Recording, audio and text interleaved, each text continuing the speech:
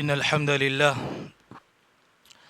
نحمده ونستعينه ونستغفره ونعوذ بالله من شرور أنفسنا ومن سيئات أعمالنا من يهده الله فلا مضل له ومن يضلله فلا هادي له وأشهد أن لا إله إلا الله وحده لا شريك له وأشهد أن محمدًا عبده ورسوله يا أيها الذين آمنوا اتقوا الله حق تقاته ولا تموتن إلا وأنتم مسلمون يا أيها الناس اتقوا ربكم الذي خلقكم من نفس واحدة وخلق منها زوجها وبث منهما رجالا كثيرا ونساء واتقوا الله الذي تساءلون به والأرحام إن الله كان عليكم رقيبا يا أيها الذين آمنوا اتقوا الله وقولوا قولا سديدا يصلح لكم أعمالكم ويغفر لكم ذنوبكم ومن يطع الله ورسوله فقد فاز فوزا عظيما أما بعد فإن خير الحديث كتاب الله وخير الهدي هدي محمد صلى الله عليه وسلم وشر الأمور محدثاتها وكل محدثة بدعة وكل بدعة ضلالة وكل ضلالة في النار فقد قال الله تعالى في كلامه المجيد والفرقان الحميد والذين يؤذون المؤمنين والمؤمنات بغير ما اكتسبوا فقد احتملوا بهتانا وإثما مبينا وقال النبي صلى الله عليه وسلم لا يؤمن أحدكم حتى يحب لأخيه ما يحب لنفسه. حاضرین جمعہ، بزرگوں، نوجوانوں، چھوٹے بچوں، پردہ نشین مائیں اور بہنیں، تمام قسم کی تعریفیں، حمد و ثنا، بڑائی، بزرگی اس اللہ وحدہ لا شریک کے لیے لائق اور مناسب ہیں جو اکیلا تنہا ساری کائنات کا خالق، مالک، پالنہار، مدبر اور رازق ہے۔ بعدہ درد و سلام کی بارش ہو تمام انبیاء کرام پر، خصوصاً ہمارے آخری نبی جناب محمد الرسول اللہ صلی اللہ علیہ وسلم پر۔ حضرات، جو دین اللہ رب العالمین نے ہمیں عطا کیا ہے، وہ دین ایک کامل اور مکمل دین ہے۔ دنیا و آخرت اور ہر طرح کے مسائل میں یہ دین ہماری رہنمائی کرتا ہے۔ اس دین کے اندر عقیدہ بھی ہے، عبادتیں بھی ہیں، معاملات کا بیان بھی ہے اور اخلاق پر بھی زور ہے۔ پوری زندگی اور زندگی کے ہر معاملے میں یہ دین ہماری رہنمائی کرتا ہے۔ کوئی گوشہ خالی نہیں چھوڑا گیا، زندگی کا کوئی پہلو تشنا نہیں رکھا گیا۔ آپ دیکھیں، پوری زندگی کے تعلق سے، زندگی کے ہر مرحلے اور ہر اسٹیپ کے تعلق سے اسلام کی تعلیمات موجود ہیں۔ آپ دیکھیں کہ ایک انسان کی پیدائش سے لے کر ایک انسان کی وفات اور تدفین تک ہر ایک مسئلہ ہماری دین میں بیان کیا گیا۔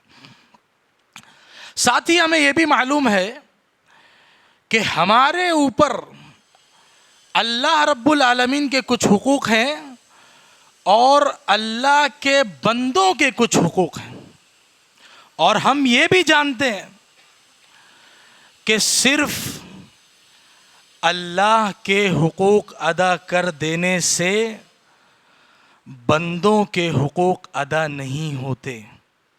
دوبارہ سنیے، صرف اللہ کے حقوق ادا کر دینے سے بندوں کے حقوق ادا نہیں ہوتے۔ ہمیں اللہ کے بھی حقوق ادا کرنے ہیں، اللہ کی عبادت کرنی ہے، اللہ کے لیے نمازیں پڑھنی ہے، اللہ کو راضی کرنا ہے، ساتھ ہی ساتھ اللہ کے بندوں کے ساتھ بھی ہمارا معاملہ اچھا ہونا چاہیے، انصاف پر مبنی ہونا چاہیے. کسی طرح کی زور زبردستی، ظلم و زیادتی، کسی کی حق تلفی کرنا، کسی پر ظلم کرنا، دھوکہ دڑی اور بےایمانی سے کام لینا، کسی کو تکلیف دینا، کسی کو ایذا رسانی، کسی کے ساتھ ایذا رسانی کا معاملہ کرنا، شریعت میں اس کی کوئی گنجائش نہیں ہے. ایک انسان کتنا بڑا عبادت گزار ہو، روزے نماز کا کتنا پابند ہو، لیکن اگر بندوں کے ساتھ اس کے معاملات اچھے نہیں ہیں تو اس کی یہ عبادتیں بیکار ہو جائیں گی. ایک وقت ایسا آئے گا کہ اس کی ساری عبادتیں، ساری محنتیں جو عبادت میں اس نے کی، سب زیرو ہو جائیں گی، صفر ہو جائیں گی. کس وجہ سے؟ اللہ کے ساتھ اس کا معاملہ اچھا ہے، اللہ کی عبادت تو اس نے کی، لیکن اللہ کے بندوں کے ساتھ اس کے معاملات اچھے نہیں ہیں. اللہ کے بندوں کے ساتھ انصاف نہیں کیا، اللہ کے بندوں کے حقوق کی رعایت نہیں کی. آپ دیکھیں کہ ہم آپس میں ایک دوسرے کے ساتھ کتنے طریقوں سے ظلم و زیادتی کرتے ہیں، ہم کتنے طریقوں سے اللہ کی اور شریعت کی مرضی کی خلاف ورزی کرتے ہیں. آپ غور کریں، لین دین کا معاملہ ہو، خرید و فروخت کا معاملہ ہو، کتنے طریقے سے ہم اور آپ ایک دوسرے کے ساتھ دھوکہ دڑی کرتے ہیں. شادی بیاہ کے معاملات ہوں، آپسی اپنوں کے ساتھ تعلقات اور صلہ رحمی کا معاملہ ہو، کیسے حالات ہیں تعلقات کے، صلہ رحمی کے. آپ تمام چیزوں پہ غور کریں تو بڑے افسوس کے ساتھ یہ کہنا پڑتا ہے کہ ہم مسلمان ان معاملات میں کافی پیچھے ہو چکے ہیں. ہم مسلمان ان معاملات میں کافی پیچھے ہو چکے ہیں. خرید و فروخت کا معاملہ ہو، لین دین کا معاملہ ہو، تجارت کا معاملہ ہو، ایک دوسرے کے ساتھ کاروبار کا معاملہ ہو، آپ دیکھیں کہ کیا حالات ہمارے چل رہے ہیں. کوئی آدمی معاشرے میں ترقی کر رہا ہے، کوئی آدمی آگے بڑھ رہا ہے، کسی کا کاروبار ترقی کر رہا ہے، کسی کو کوئی عہدہ مل رہا ہے، کوئی ایجوکیشن کے میدان میں آگے بڑھ رہا ہے. بہت سے لوگوں کے دلوں میں خلبلی مچ جاتی ہے کہ فلاں کیسے آگے بڑھ رہا ہے، فلاں کا کاروبار کیسے ترقی کر رہا ہے، فلاں کو فلاں عہدہ کیسے مل رہا ہے، ایسے کیسے آگے بڑھ جائے گا. حالانکہ اس نے اس کا کچھ نہیں بگاڑا ہے. جو آدمی ترقی کر رہا ہے، جس آدمی کا کاروبار آگے بڑھ رہا ہے، اس آدمی نے اس آدمی کا کچھ نہیں بگاڑا ہے، کچھ نہیں کیا ہے. وہ اپنا کاروبار کر رہا ہے، وہ اپنا ترقی کر رہا ہے، وہ محنت کر رہا ہے، ایجوکیشن میں آگے بڑھ رہا ہے، اس کو عہدہ مل رہا ہے، اس نے اس کا کچھ نہیں بگاڑا. لیکن پھر بھی اس کی ترقی سے یہ بندہ پریشان رہتا ہے کہ کیسے یہ آگے بڑھ گیا، اور حسد میں، جلن میں، بغض میں، عداوت میں، دشمنی میں وہ لگا رہتا ہے اور پوری کوشش کرتا ہے کہ کسی طرح اس آدمی کو ڈاؤن کر دے، کسی طرح اس آدمی کا جو کاروبار ترقی کر رہا ہے اس کو گرا دے، کسی طرح یہ ایجوکیشن کے میدان میں آگے بڑھ رہا ہے اس کو پیچھے کر دے.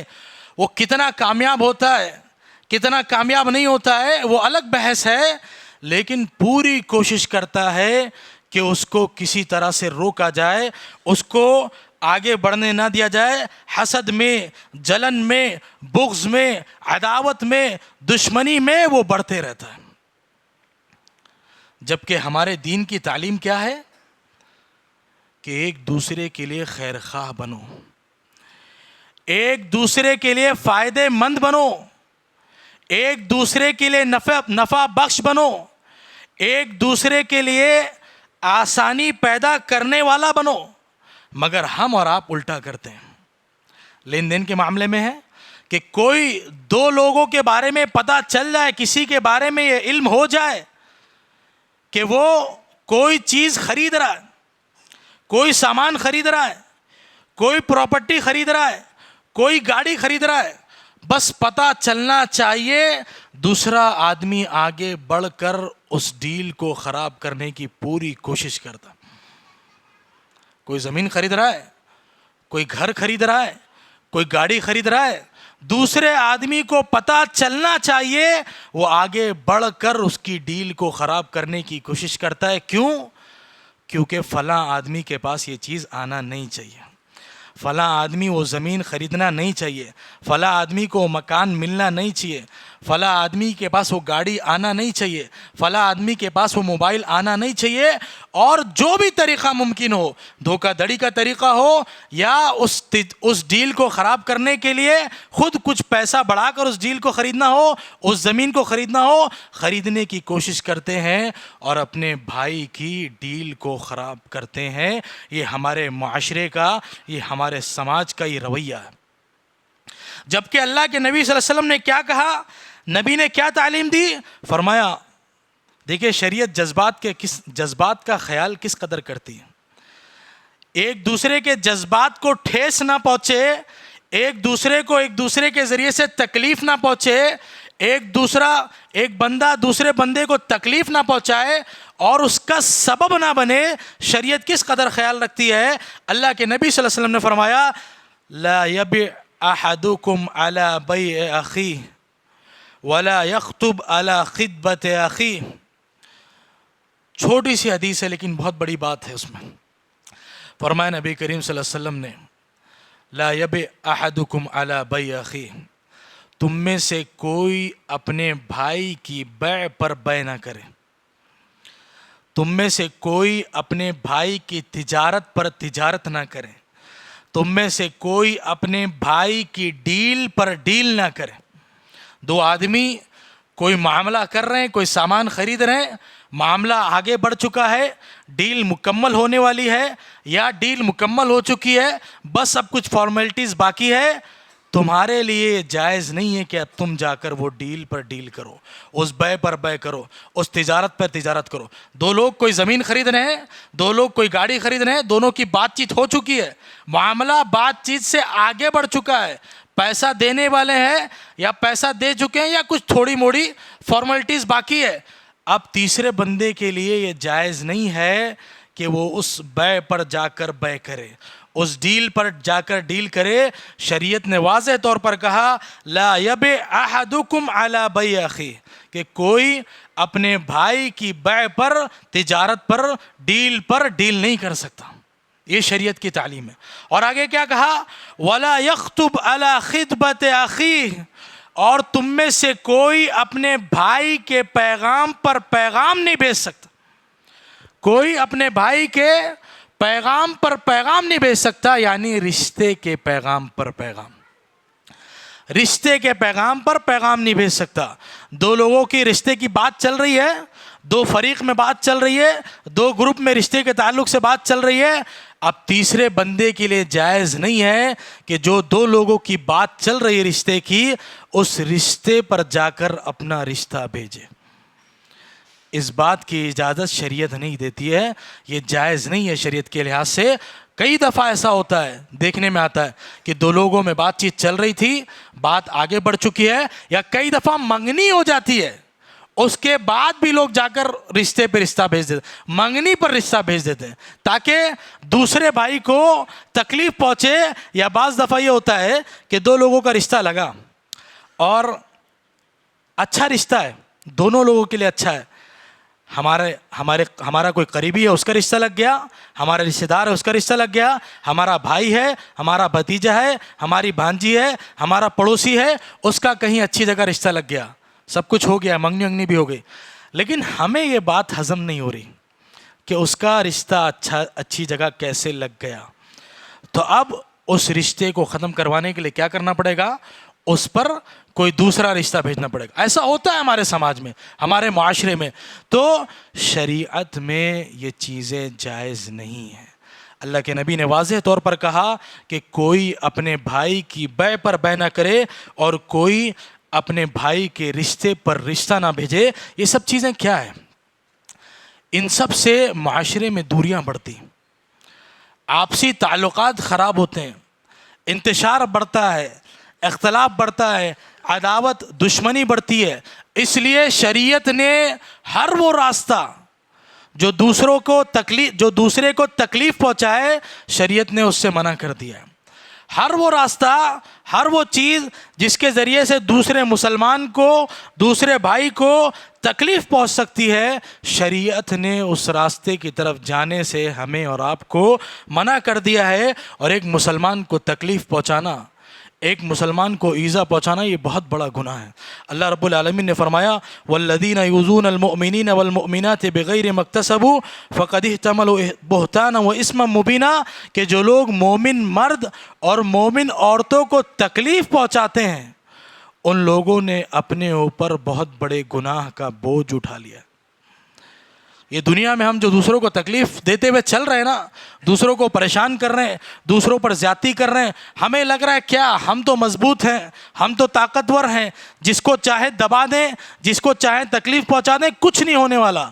ایک ایک چیز کا حساب اللہ رب العالمین لے گا۔ یہ بہت بڑا جرم ہے جو ہم کسی کو تکلیف پہنچا رہے ہیں، کسی پر زیادتی کر رہے ہیں۔ اللہ رب العالمین ایک ایک چیز کا حساب لے گا۔ اور دنیا میں آپ کسی پر چھوٹا سا چھوٹا معاملہ کسی کے ساتھ کریں گے اور بڑے سے بڑا معاملہ کریں گے، اللہ رب العالمین کے یہاں ساری چیزیں نوٹ ہو رہی ہیں اور ساری چیزیں کل قیامت کے روز ہمارے سامنے آ جائیں گی۔ اس لیے کوئی چھوٹا معاملہ ہو، کوئی بڑا معاملہ ہو، کسی کو بھی ہلکے میں نہ لیں۔ ما یلفظ من قول الا لدیہ رقیب عتید، ایک ایک چیز نوٹ ہو رہی ہے، فرشتے ایک ایک چیز درج کر رہے ہیں۔ ہم چلتے پھرتے راستے میں سگنل پہ اور بائک سے چلتے ہوئے کسی کو گالیاں دیتے ہوئے نکل جا رہے ہیں سگنل پہ، ہم تو سوچ رہے ہیں سگنل کراس ہو گئے اور وہ بندہ آگے چلے گیا، ہم نے گاڑی بڑھا لی، وہ آدمی ہمارا کیا کر پائے گا؟ کچھ نہیں کر پائے گا۔ لیکن وہ آدمی اس چھوٹی سی گالی کی وجہ سے کل قیامت کا روز آپ کا گریبان پکڑ سکتا ہے اور وہاں آپ پھنس جائیں گے۔ تو کوئی معاملہ ہو، چھوٹا ہو بڑا ہو، اس کو ہلکے میں نہ لیں۔ اور ہمارے دین نے تو ایک معیار دے دیا ہے، ہمارے دین نے ایک کسوٹی بنا دی ہے کہ دوسروں کے ساتھ ہمارا اخلاق کیسا ہونا چاہیے، دوسروں کے ساتھ ہمارا معاملہ کیسا ہونا چاہیے۔ فرمایا نبی کریم صلی اللہ علیہ وسلم نے لا یؤمن احدکم حتی یحب لاخیہ ما یحب لنفسہ۔ اس حدیث کو سن لیں، اس حدیث پر عمل کر لیں، معاشرے میں امن قائم ہو جائے گا، معاشرے کے اندر سے لڑائیاں ختم ہو جائیں گی، اختلافات ختم ہو جائیں گے، نفرتیں ختم ہو جائیں گی۔ کیا فرمایا نبی کریم صلی اللہ علیہ وسلم نے؟ لا یؤمن احدکم حتی یحب لاخیہ ما یحب لنفسہ، کہ تم میں سے کوئی شخص اس وقت تک مومن نہیں ہو سکتا جب تک کہ اپنے بھائی کے لیے وہی پسند کرے جو اپنے لیے پسند کرتا ہے۔ تم میں سے کوئی مومن نہیں ہو سکتا، اس کا ایمان مکمل نہیں ہو سکتا جب تک کہ اپنے دوسرے بھائی کے لیے، دوسروں کے لیے وہی پسند کرے جو اپنے لیے پسند کرتا ہے۔ آپ بتائیں کہ ہم میں سے کون اس بات کو پسند کرتا ہے کہ ہم کوئی چیز خرید رہے ہیں، کوئی ڈیل کر رہے ہیں، کوئی زمین خرید رہے ہیں، کوئی موبائل خرید رہے ہیں، کوئی گاڑی خرید رہے ہیں، اور کوئی دوسرا بندہ آ کر ہماری اس ڈیل کو خراب کرا دے؟ کوئی پسند کرتا ہے اپنے لیے اس بات کو کہ ہم کوئی کاروبار کر رہے ہیں، کوئی بھی چیز خرید رہے ہیں، چھوٹی ہو بڑی ہو، اور تیسرا بندہ آ کر اس چیز کو اس ڈیل کو خراب کر دے؟ ہم نہیں پسند کرتے نا اپنے لیے۔ ہم میں سے کوئی پسند کرتا ہے اپنے لیے کہ ہمارے بھائی کا، ہمارے بچے کا رشتہ کہیں لگ رہا ہے، بات چیت ہو رہی ہے، بات چیت ہونے والی ہے، رشتہ طے ہونے والا ہے، ڈیٹ فکس ہونے والی ہے، اور کوئی تیسرا فریق آ کر ہمارے اس رشتے کو خراب کر دے؟ کوئی پسند کرتا ہے؟ نہیں پسند کرتا ہے نا، کوئی نہیں پسند کرتا نا۔ ہم میں سے یہاں جتنے لوگ بیٹھے ہیں کوئی نہیں پسند کرتا نا۔ تو پھر یہ بات ہم دوسروں کے لیے کیوں پسند کرتے ہیں؟ دوسروں کے لیے ہم یہ چیزیں کیسے پسند کر لیتے ہیں؟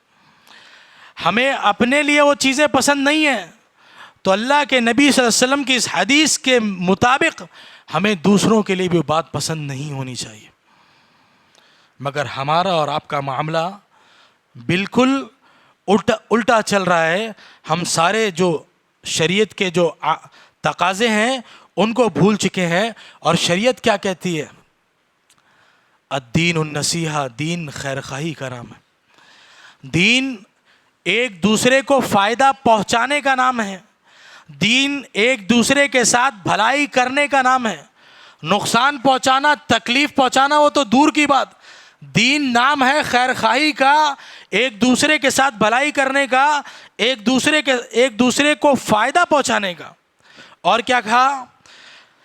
یہ خیر خواہی کتنی اہمیت رکھتی ہے. بھلائی پہنچانا، ایک دوسرے کے ساتھ بھلائی کا معاملہ کرنا کتنی اہمیت رکھتی ہے کہ صحابہ کرام اللہ کے نبی صلی اللہ علیہ وسلم سے بیعت کرتے تھے اس جیت پر. خیر خواہی کرنے پر، دوسروں کی بھلائی کرنے پر، دوسروں کو فائدہ پہنچانے پر اللہ کے نبی صلی اللہ علیہ وسلم سے بیعت کرتے تھے، عہد لیتے تھے.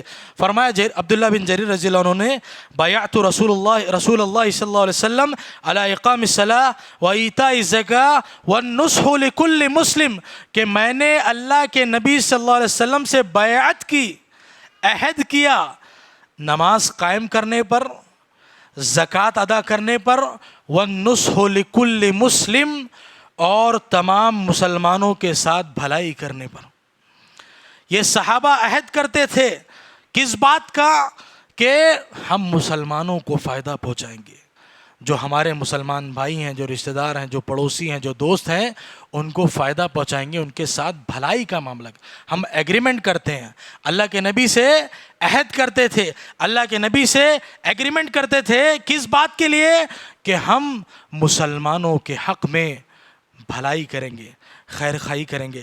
آج ہم 5 لوگوں کو جمع کر لیں اور بولیں کہ قسم کھاؤ کہ سب کے ساتھ خیر خواہی کا معاملہ کرو گے، کسی کو تکلیف نہیں پہنچاؤ گے، قسم کھا لو. مجھے لگتا ہے 5 میں سے 3 لوگ بھاگ جائیں گے، قسم نہیں کھائیں گے. کیونکہ ہمارا رویہ ایسا ہے، ہمارے معاملات ایسے ہیں. دین خیر خواہی کا نام ہے، دین ایک دوسرے کو فائدہ پہنچانے کا نام ہے. اللہ کے نبی صلی اللہ علیہ وسلم نے مسلمان کا تعارف کیا کرایا؟ فرمایا المسلم من سلم المسلمون من لسانہ و یدہ، کہ مسلمان کا تعارف کیا ہے؟ مسلمان کون ہے؟ جس کی زبان اور ہاتھ سے دوسرے مسلمان محفوظ رہے. آج ہمارے ہاتھ سے، ہماری زبان سے ہمارے مسلمان بھائی محفوظ ہیں؟ آپ دیکھیں کہ لڑائی جھگڑا، قتل و غارت گری عام ہو چکی ہے. ہمارے اسی شہر میں آپ سوشل میڈیا اگر دیکھتے ہو تو ہر مہینے کئی قتل آپس میں ایک دوسرے کو لوگ قتل کر دے رہے ہیں، اور چھوٹی چھوٹی باتوں پر. تو وہ جو تعارف، جو آئیڈینٹی اللہ کے رسول نے مسلمان کی بتائی کہ مسلمان کون ہوتا ہے؟ جس کی زبان اور ہاتھ سے دوسرے مسلمان محفوظ ہوں. آج ہمارا بھائی ہمارے ہاتھ سے اور ہماری زبان سے محفوظ نہیں ہے. کیا فرمایا؟ کہ مسلمان وہ ہے جو اپنے بھائی کو نہ مارتا ہے، نہ اس کو ذلیل کرتا ہے، نہ اس کو تکلیف دیتا ہے. یہ مسلمان کا تعارف ہے، یہ مسلمان کی پہچان ہے، یہ مسلمان کی آئیڈینٹی ہے. مگر آج ہم خود ایک دوسرے سے محفوظ نہیں ہیں، ایک دوسرے کی زبان سے محفوظ نہیں ہیں، ایک دوسرے کے ہاتھ سے ہم محفوظ نہیں ہیں. معاشرے میں اپنے بھائیوں کو تکلیف دے رہے ہیں، اپنے پڑوسیوں کو تکلیف دے رہے ہیں، راہ چلتے مسافروں کو تکلیف دے رہے ہیں. جو ظلم ہو سکتا ہے، جو برائیاں ہو سکتی ہیں، وہ ہم مسلمانوں میں بھی موجود ہیں. دنیا کے دوسرے طبقوں میں، دوسری قوموں میں جو برائیاں موجود ہیں، وہ تمام برائیاں ہمارے لوگوں میں بھی ہے. خیر خواہی کی بات آئی کہ اللہ کے رسول سے صحابہ نے خیر خواہی کی بیعت لی. خیر خواہی کیا ہوتی ہے؟ حدیث میں ایک واقعہ سناتا ہوں خیر خواہی کا. اس سے پہلے بھی سنایا کہ خیر خواہی کیا ہوتی ہے مسلمانوں کی. ایک صحابی جریر بن عبداللہ رضی اللہ عنہ، انہوں نے اپنے غلام کو بھیجا کہ جاؤ ایک گھوڑا خرید لاؤ، مارکیٹ سے، بازار سے گھوڑا خرید کے لے آؤ.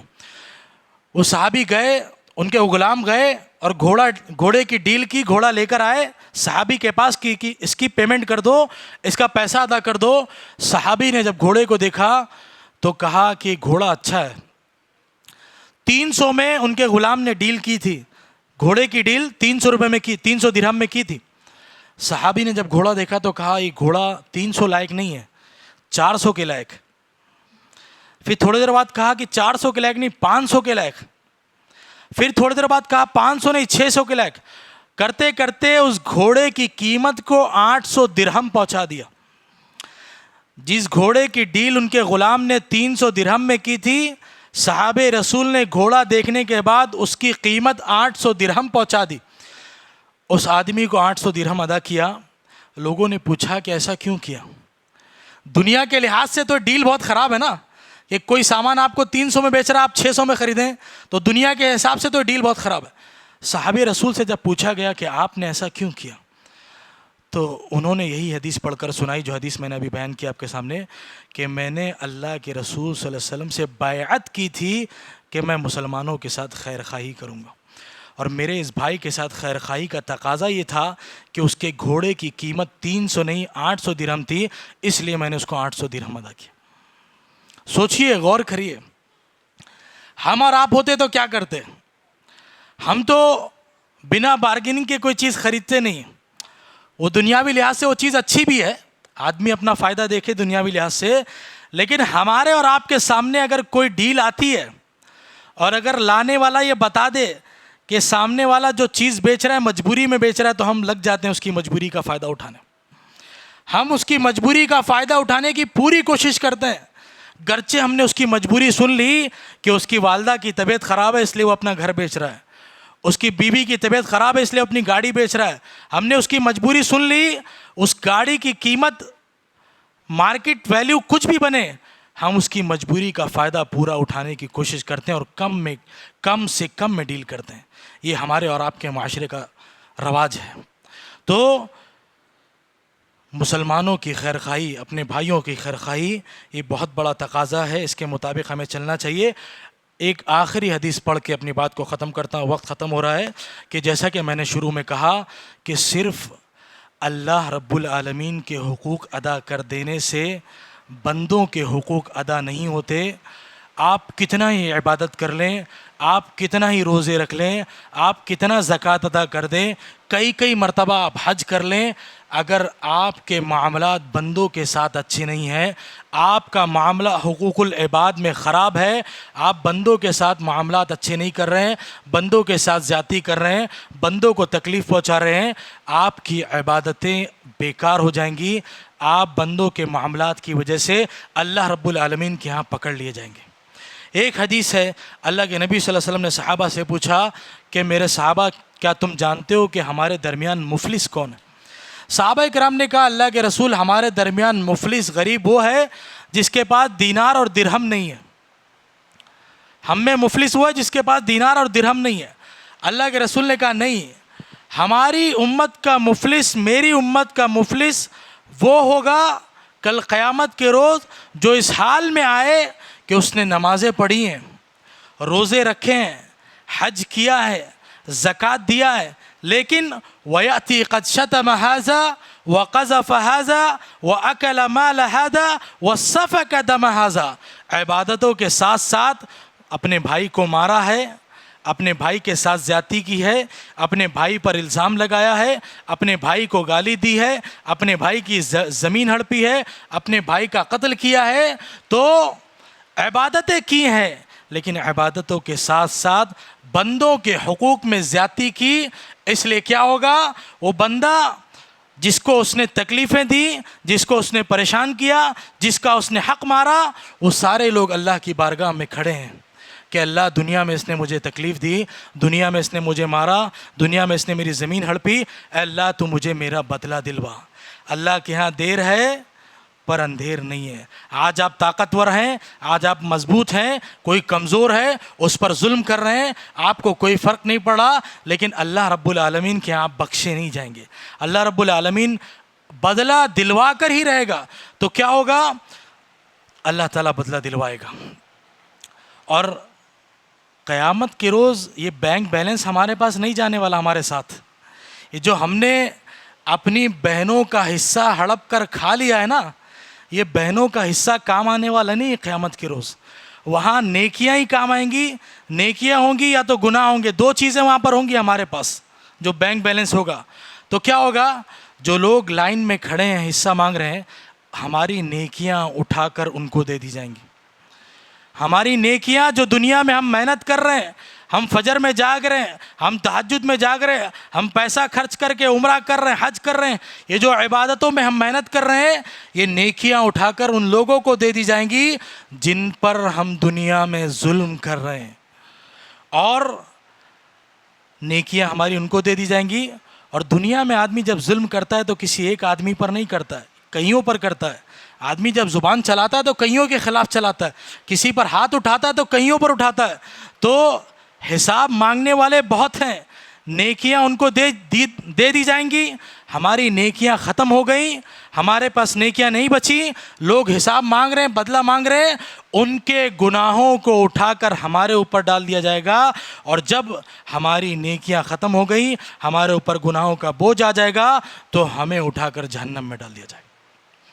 تو دنیا میں آپ کتنا عبادت کر لیں, کتنا نیکیاں کر لیں, کتنا روزے رکھ لیں, کتنا ہی آپ پہلے صف کے نمازی بن جائیں, اگر آپ کے معاملات صحیح نہیں ہیں, بندوں کے حقوق کی رعایت آپ نہیں کرتے ہیں, تو اللہ رب العالمین آپ کو بخشے گا نہیں. اس لیے اللہ کی عبادتیں بھی کریں, اللہ کے حقوق بھی ادا کریں, اور ساتھ ہی ساتھ بندوں کے حقوق کی بھی رعایت کریں, لوگوں کے لیے نفع بخش بنے, لوگوں کے لیے فائدہ مند بنے. اور اگر اتنا نہیں کر سکتے, لوگوں کے ساتھ بھلائی نہیں کر سکتے, لوگوں کو فائدہ نہیں پہنچا سکتے, تو کم سے کم لوگوں کو نقصان نہ پہنچائیں, اپنی ذات سے لوگوں کے لیے تکلیف نہ پہنچائیں, اپنی ذات کو لوگوں کے لیے نقصان دہ نہ بنائیں. اللہ رب العالمین سے دعا ہے کہ اللہ تو ہمیں کہنے اور سننے سے زیادہ عمل کرنے کی توفیق عطا فرما. اے اللہ تعالیٰ تو ہمیں اپنے حقوق کے ساتھ ساتھ بندوں کے حقوق کی بھی رعایت کرنے والا بنا. اللہ تو ہمیں پکا سچا مسلمان بنا دے, ہمیں نمازی بنا دے, ہمیں جو لوگ بیمار ان کی بیماری کو دور فرما دے, ہمیں جو لوگ قرض دار ان کے قرض کی ادائیگی کروا دے, ہمیں جو لوگ بے روزگار ان کے روزگار کے مسائل حل کروا دے. اللہ تعالیٰ دنیا میں جہاں بھی مسلمان پریشان ہیں ان کی پریشانیوں کو دور فرما دے. اور غزہ میں معاملات 2 سال سے چل رہے تھے, ابھی معاملات ختم نہیں ہوئے ہیں, معاملات ختم نہیں ہوئے, ظالم ظلم کر رہے ہیں. وہ تھوڑا سا یہ کہہ سکتے ہیں کہ وقفہ ہو گیا ہے, ان کے لیے دعائیں کریں کہ اللہ تعالیٰ غزہ کے مسلمانوں کی خصوصی مدد کرے, اور جو لوگ بھی ان پر ظلم کرنے میں شامل ہیں, اللہ تعالیٰ ان کو تباہ و برباد کر دے. آمین. وآخر دعوانا الحمد للہ رب العالمین.